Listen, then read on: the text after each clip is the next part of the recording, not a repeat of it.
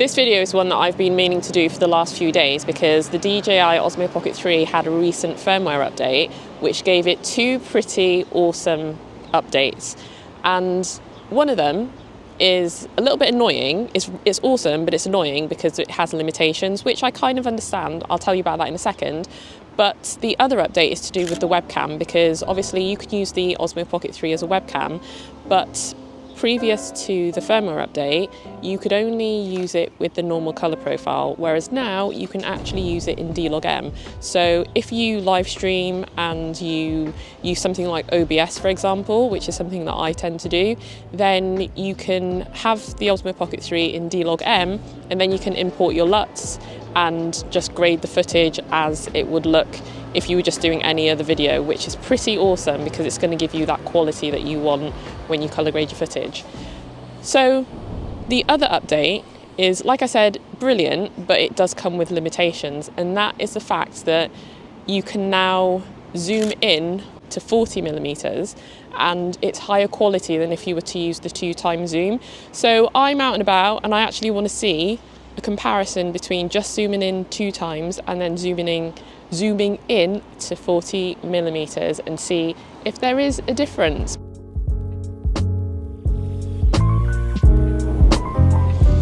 Okay, so I just discovered the first limitation of it. I hit record and expecting to be able to zoom in, and you can't do that. You have to do it before you actually start recording. So this is at the 40mm zoom.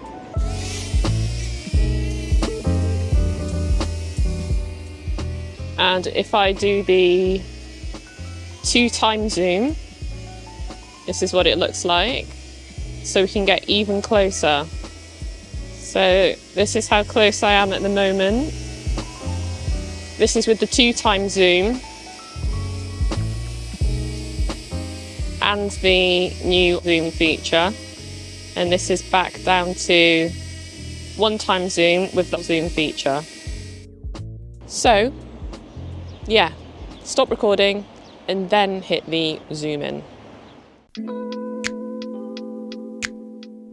One other thing before I forget, if you shoot mainly with D-Log-M, then this medium telephoto mode is going to be of no use to you whatsoever because you can't actually use it when you shoot in D-Log-M.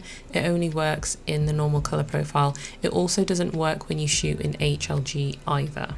And there are also a couple of other instances where it doesn't work, like if you were to use the low light video mode. So if you do want to make use of this feature, then you're just going to have to shoot in the normal color profile and tweak the footage so that it looks better than what the normal color profile straight out of camera looks like.